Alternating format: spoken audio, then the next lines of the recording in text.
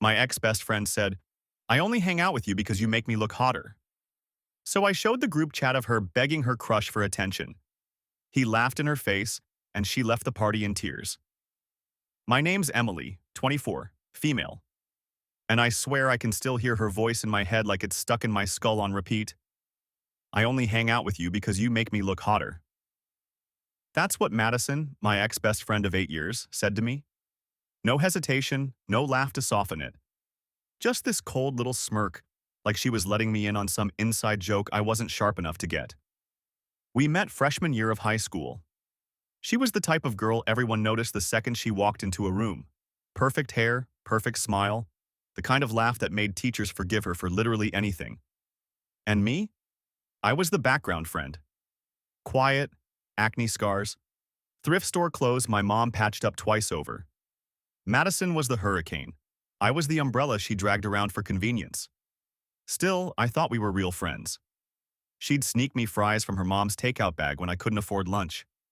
She'd hype me up in photos, call me her ride or die. For years, I thought she actually loved me in her own messy, magnetic way. But little cracks kept showing. Like when she'd angle group selfies so I was always on the edge, half cut out.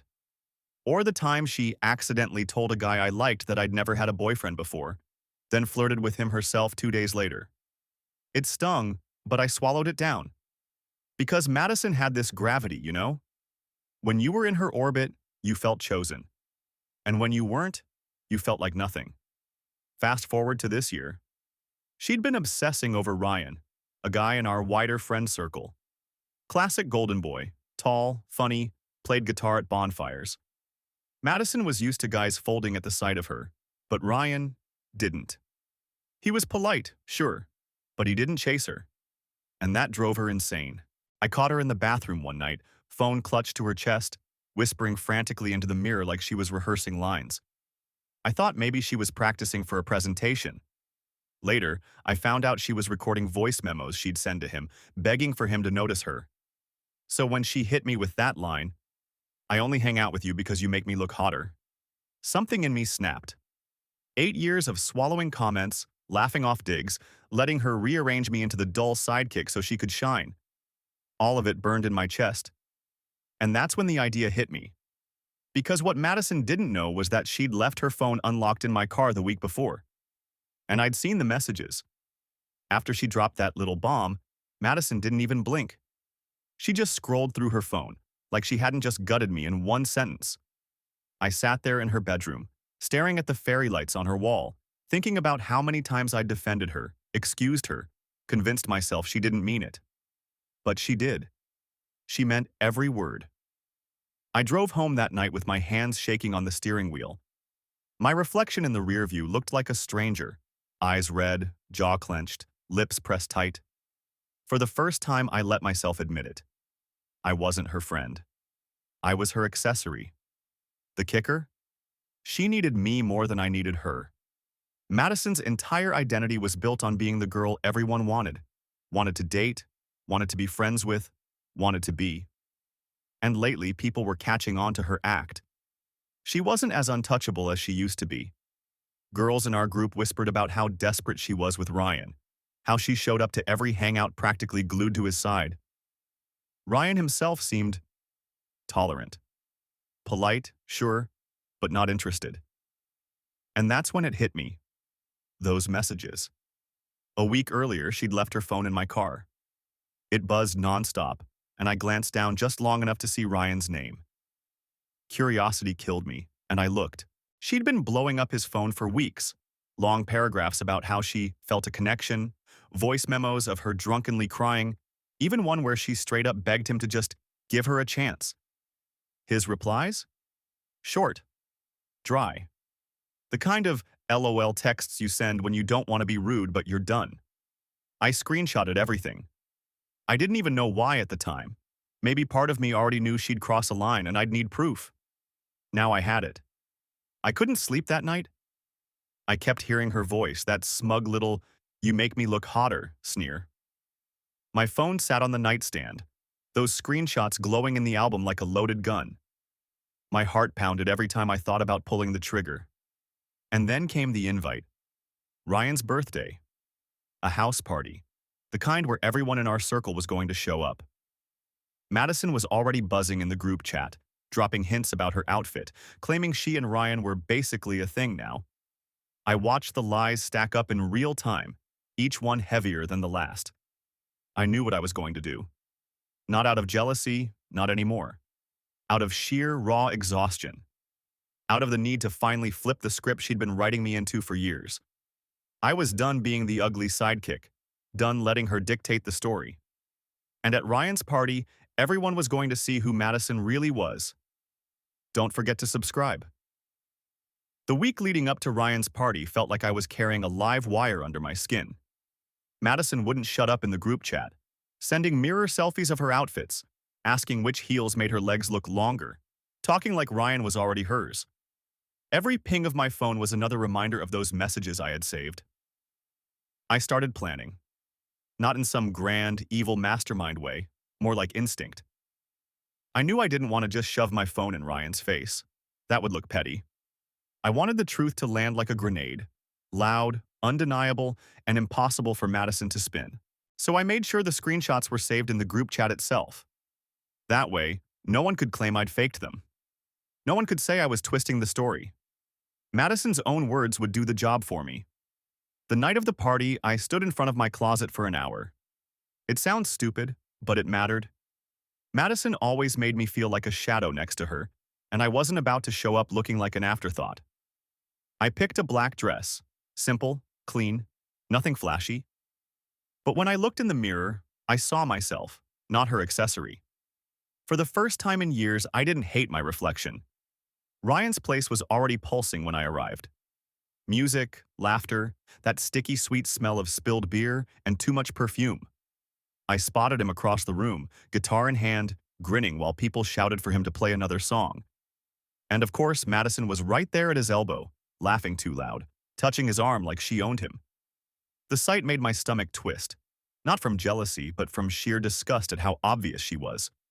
Ryan looked uncomfortable. Smiling, yes, but in that forced way you do when you don't want to make a scene. Emily. Madison spotted me and waved like we were still besties. She stumbled over in her red dress, clinging to my arm like we'd come together. Finally, I was starting to think you were ditching me for once. Her perfume hit me like a wall, sweet, suffocating, just like her. I smiled back, but it wasn't real. My heart was pounding in my ears. Not yet, I told myself. Timing mattered. We floated through the room together, Madison tugging me from group to group, making sure everyone saw us as a pair. It was almost funny, her whole, "I only hang out with you because you make me look hotter" speech, and here she was, using me as her human prop all over again. But this time, I wasn't going to just swallow it. I kept my phone close, thumb hovering over the screenshots in the chat. Waiting. Watching. And then Ryan called her out without meaning to. He was telling a story to a few people, and Madison cut in with some fake laugh, leaning on him. He shifted slightly, creating space. Not rudely, just enough that people noticed. The look on her face cracked for a second, like glass under pressure. That was my signal. I pulled my phone from my purse. Ryan's laugh cut off halfway when Madison pressed against him again, and he shifted back, running a hand through his hair like he wanted to be anywhere else. A few people around us noticed. I saw it in their eyes, that flicker of secondhand embarrassment. And that's when I did it. I opened the group chat. Our whole circle was in it, including Ryan, and dropped the screenshots. One after another. Madison's long, desperate texts, the late-night voice memo transcripts, the one where she wrote, "Please just tell me what I need to do to make you want me." I didn't add commentary, didn't even say a word. Just hit send. The effect was instant. Phones started buzzing all around the room, heads bent down, eyes widened. A couple of people gasped.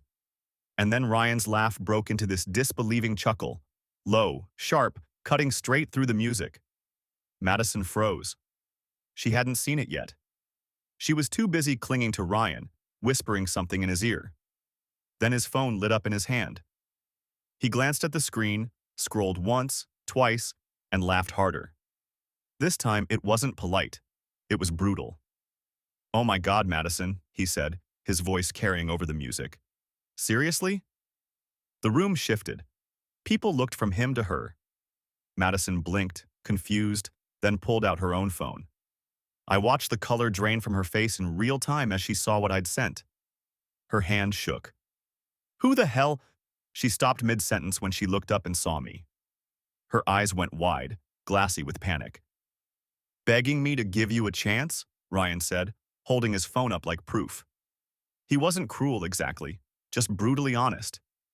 He looked embarrassed for her. "Madison, this is sad. I don't know what else to say." That laugh, that sharp, dismissive laugh, landed harder than any insult. Madison's lips parted like she was about to scream, but nothing came out. She stood there, frozen, then let out this choked sound that was somewhere between a sob and a growl. And then she ran. Like, full-on bolted through the crowd, shoving past people, her heels clacking on the floor until the front door slammed behind her. The room was silent for a beat. Everyone staring at the door, then at their phones, then at me. I thought maybe I'd feel triumphant, victorious. But in that moment, all I felt was this weird mix of adrenaline and relief, like I'd finally set down a weight I'd been carrying for years. Ryan gave me this half smile, a little shake of his head, and said, "Guess you weren't exaggerating." Then he walked off, leaving the party buzzing with whispers. And just like that, Madison's throne crumbled. But I should have known she wouldn't stay down. Don't forget to subscribe. Update. So, yeah, that escalated. First off, thanks for all the support, and the DMs and even the people telling me I'm cold-blooded, because honestly, you're not wrong.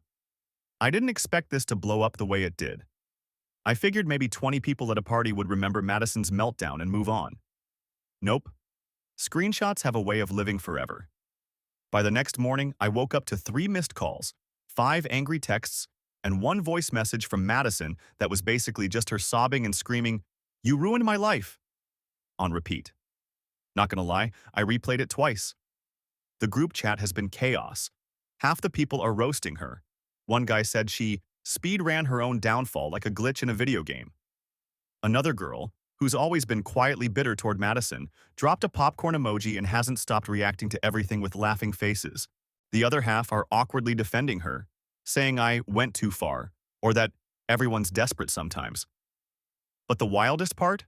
Ryan texted me. Not in a flirty way before anyone jumps to conclusions. Just a simple, "Thanks for being real." That was uncomfortable for everyone, but it needed to be out. He even apologized for how Madison treated me, which caught me off guard. Ryan's always been decent, but hearing him actually acknowledge me instead of just orbiting Madison, that hit different. Meanwhile, Madison's been on damage control. She's posting cryptic Instagram stories, black backgrounds with white text like, "Fake friends will always show their true colors," and "God knows the truth." She also unfollowed me, which is hilarious because she still hasn't taken me out of the group chat. Here's the thing. I thought maybe she'd go quiet, lick her wounds, and move on. But if you know Madison, you know she doesn't just back down. When she feels cornered, she gets unpredictable. Screaming matches, throwing things, dragging other people into the drama. She thrives on turning the spotlight back on herself, even if it's ugly. So yeah, I have a bad feeling this isn't over. And if I'm right, Madison's about to make things 10 times messier. The silence didn't last long. By the second day after Ryan's party, my phone was blowing up again. This time with screenshots Madison was sending about me. She was painting me as some psycho-jealous ex-friend who hacked her phone and fabricated messages because I was obsessed with Ryan. It was almost funny, considering half the people in our group had already seen the receipts come straight from her phone. But Madison didn't care about logic. She cared about noise. And when she panicked, she doubled down. She even showed up at my apartment. It was just after 10 p.m. when I heard pounding on my door, loud enough to rattle the frame. My stomach dropped, and when I peeked through the peephole, there she was. Mascara streaked down her cheeks, hair wild, shouting my name like a banshee. "Emily, open the fucking door. You don't get to ruin my life and hide like a coward." My neighbor cracked his door open across the hall, then slammed it shut again when he saw her. I didn't answer. Just stood there with my back pressed against the door, heart racing. The banging went on for 5 minutes, then stopped. I thought maybe she'd left, but then I heard glass shatter. My stomach lurched. I ran to the window, and there she was, throwing an empty beer bottle at the side of the building. That was Madison. If she couldn't control the story, she'd turn it into a spectacle. The next morning, my car was keyed. Deep, angry lines carved into the paint across both doors. My gut told me exactly who did it. No proof, of course, just the knowledge that no one else hated me enough to do something like that. And still, she wasn't done. In the group chat, Madison posted this long rant about how fake people use you until they can't anymore, and how she was betrayed by someone she trusted with her deepest secrets. She ended it with, "You think you won, Emily, but I'm not going down alone." That line stuck with me. It was classic Madison. If she was falling, she was determined to drag me into the fire with her. And I had this sinking feeling she was about to try. Don't forget to subscribe. Madison's threats weren't just talk. 2 nights after the car incident, I got a DM from Claire, a girl in our circle who I'd never been especially close with, but she was always in Madison's orbit. Claire sent me a screenshot. Madison had created a whole new group chat without me in it. The entire purpose? To trash me. She'd been feeding everyone this twisted story that I was obsessed with Ryan and had been plotting for months to ruin her so I could replace her in the group. According to Madison, I'd been keeping the screenshots like some stalker scrapbook, waiting for the perfect moment to steal her life. And the worst part? Some people believed her. Not everyone. Plenty of them had seen the proof with their own eyes. But a few of the weaker links in our friend group ate it up. One guy actually messaged me privately to say, "I don't know what's true anymore, but if you did this because you wanted Ryan, that's messed up." That cut deep. Not because it was true, it wasn't, but because that was exactly the narrative Madison wanted. Me, the jealous hanger-on. Her, the tragic victim. Then came the real explosion. Ryan had apparently gotten sick of being dragged into the drama, so he confronted her. Not privately, publicly. At another friend's bonfire that weekend. I wasn't even there, but I heard every detail by the next morning. Madison showed up drunk, already slurring, already crying about how everyone was against her. Ryan finally snapped. He told her point blank, in front of everyone, "You humiliated yourself. Emily didn't do that. You did. Stop blaming her for the mess you made." And Madison lost it. She screamed, threw her drink, then tried to lunge at him, like physically shove him. People had to pull her back while she was sobbing, spitting out words about betrayal and liars and snakes. One girl swore she heard Madison scream my name, like I was the puppet master pulling Ryan's strings. By the end of the night, she'd locked herself in her car, crying so loud people could hear her through the windows, before peeling out of the driveway so fast she nearly hit a mailbox. When I heard the story the next day, I didn't feel satisfied. I felt unsettled. Because Madison wasn't just embarrassed now. She was unhinged. And if there's one thing I'd learned over 8 years of friendship, it was this. Madison was most dangerous when she felt cornered. Update 2. Well, if I thought Madison hitting rock bottom at Ryan's party was bad, I was wrong. She found a whole new basement. I didn't even go to that bonfire, but I may as well have. My phone lit up like a slot machine with play-by-plays. People were recording her meltdown, sending me clips. Madison screaming Ryan's name, slurring about how fake friends ruined everything, trying to shove him before getting dragged back. One girl DM'd me, "Emily, she screamed your name like you were Voldemort and she was in a Harry Potter fanfic." Harsh, but not wrong. Here's the thing. Some of y'all in the comments of my first update said, "She'll move on. She just needs attention." I wish. Madison doesn't move on. She escalates. Always. Case in point. I woke up yesterday to find she had tagged me in a full-blown Instagram post. Not a story that disappears in 24 hours, an actual post on her feed. Black and white selfie, mascara running, captioned, "It hurts most when it's the ones you love who stab you." Imagine being so jealous of your best friend that you try to destroy her. Some people have no soul. Hundreds of likes, dozens of sympathy comments. And the kicker? She turned them off right after, so I couldn't even respond publicly. Classic Madison, control the narrative, cut off the rebuttal. But the damage? Already spreading. I've had old classmates messaging me like, "Whoa, did you really do that to Madison?" My own cousin texted me, asking if it was true. She's not just trashing me to our circle anymore. She's dragging my name out to anyone who'll listen. And then came the voicemail. 37 seconds of her sobbing, then screaming, then whispering. At one point she said, "If you think you won, Emily, you don't know what's coming." That line has been looping in my head ever since. Because with Madison, that could mean anything. A smear campaign. Showing up at my job. Hell, I half expect to find my tires slashed next. I'll be honest, I'm exhausted. Part of me regrets ever hitting send on those screenshots. Not because Madison didn't deserve it, she did, but because now I'm seeing just how far she'll go when the mask slips. And yet, another part of me feels weirdly calm. Like the truth is already out there, and all Madison can do now is thrash against it. And the more she thrashes, the more she proves exactly what kind of person she really is. Either way, I've stopped being scared of her. Now, I'm just waiting to see what her final move is. I should have trusted my gut. Madison wasn't finished. It happened the next weekend. A few of us had gone out for drinks at this little bar near campus.